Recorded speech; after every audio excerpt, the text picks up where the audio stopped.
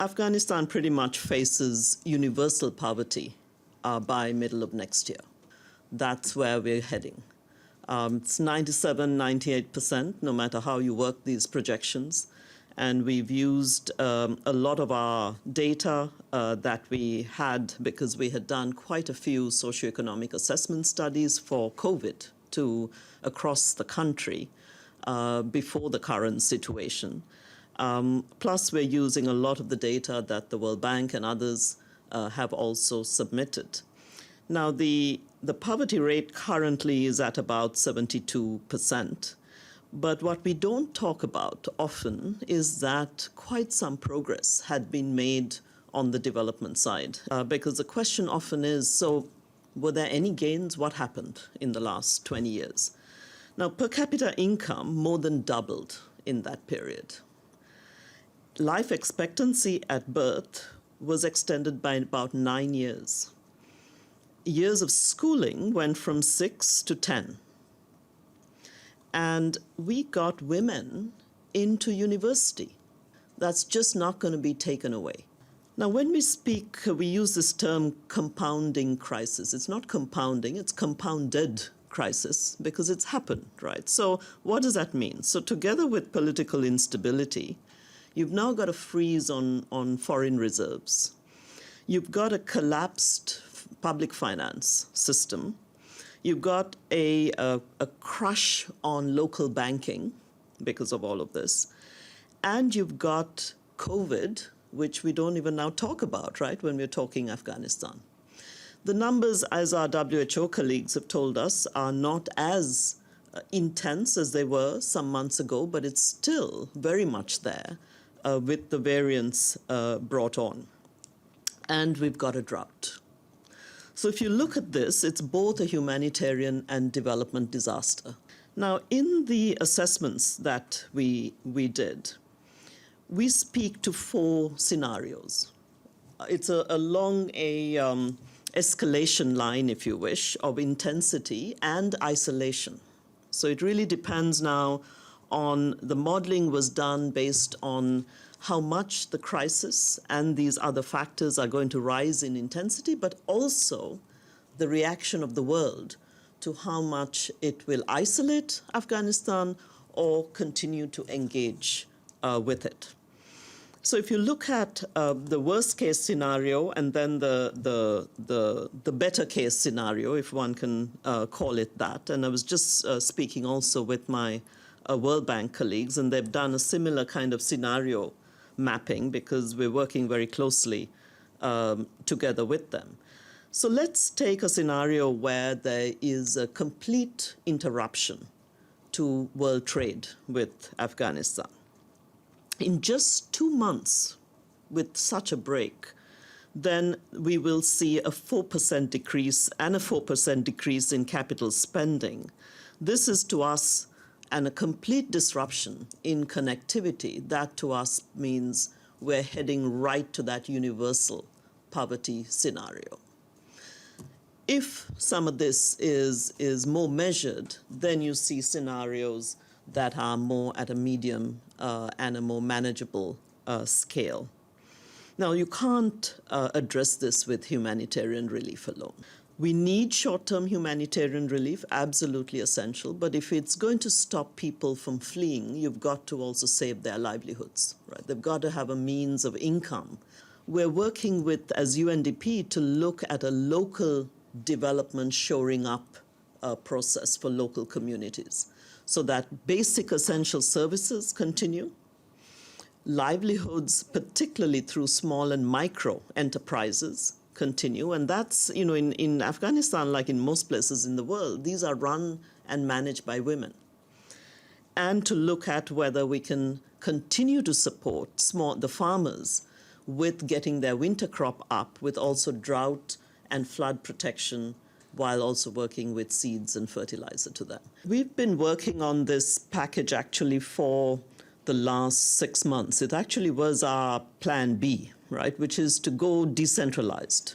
The poverty output elasticity in Afghanistan, meaning for each drop in GDP, we have a 1.9 percentage point drop in increase in poverty levels.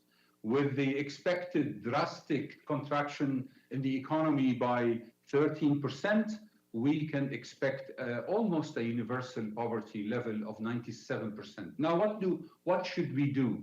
And what should we do now? Because there is no time to wait until the crisis exasperates. The crisis is already exasperated. Saving livelihoods is as important as saving lives. In fact, saving livelihoods would save lives.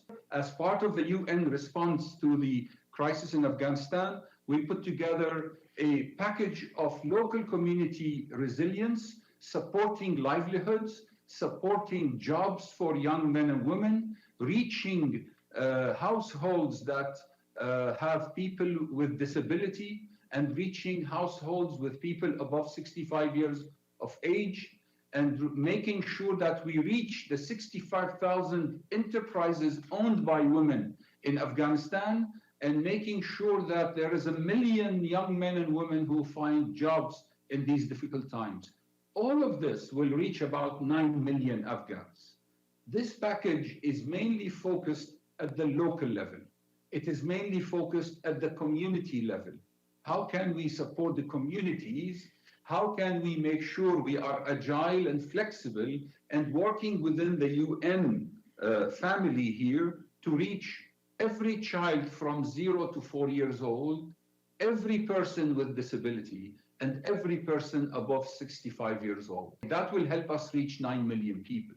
But most importantly, we preserve through this package the gains of 20 years of economic and social development in Afghanistan. By the time the events of 15 August happened, the Afghan population was already on the brink of collapse economically and socially. COVID and economic deterioration have already made so many Afghans, the majority of Afghans, on the verge of falling into poverty. And now they are falling into poverty. And therefore, we would like to make sure that local communities in Afghanistan have access to finance, have access to support, have access to markets. We can make sure that through this package, the humanitarian assistance phase can be shortened, and the resilience phase and the livelihood phase can start and kickstart early.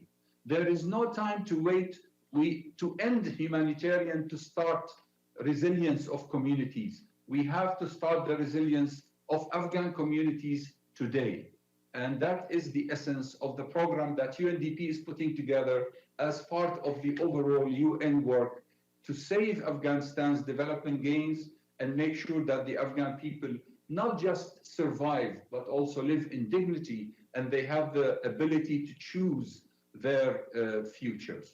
So we've taken our entire portfolio, which worked at different levels of the country, and moved it into a complete local level, district-based system.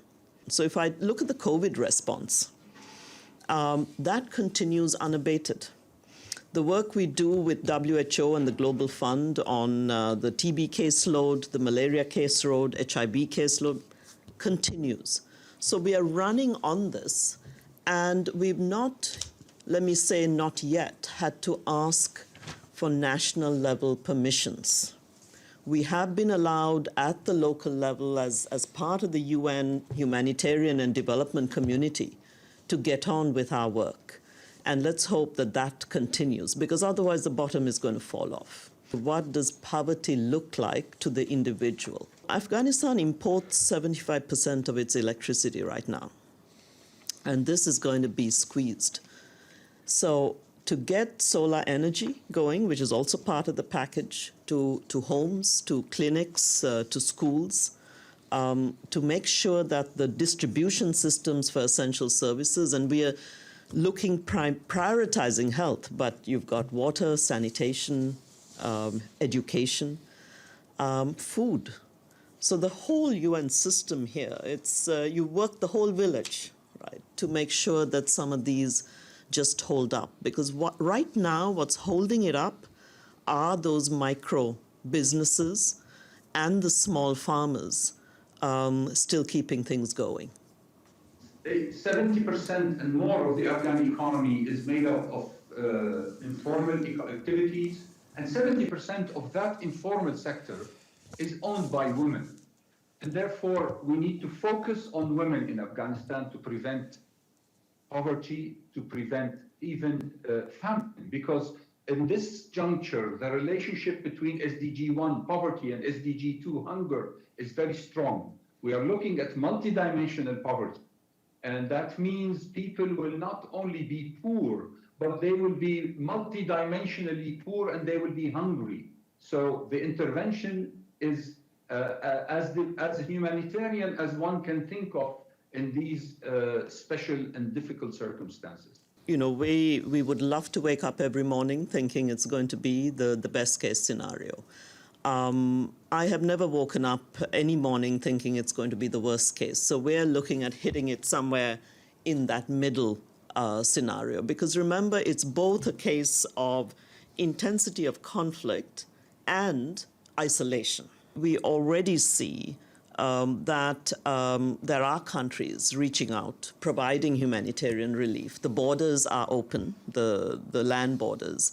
We are starting to see not commercial flights, but humanitarian flights coming in. So supply lines are being kept open. We're standing right at that edge.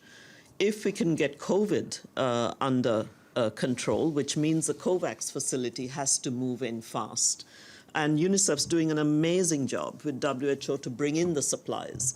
UNDP then comes in country to help then to administer the supply chain and help it to move. So we need the safe operating spaces. And again, right now, I have to say, it's there.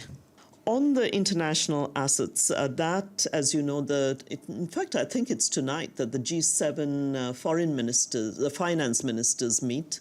This is a discussion that's right at the center of their table. And it will be a significant signal as to whether they're going to engage, how much they will, and whether there are, if not through those means, other means in which to make sure there's cash injections needed to keep the economy alive. The UN does have a operating space behind humanitarian emergencies, right? So we can go in and support and provide a bridging period until the authorizing environment for the IFIs can kick back in. I remember we were here 20 years ago, right?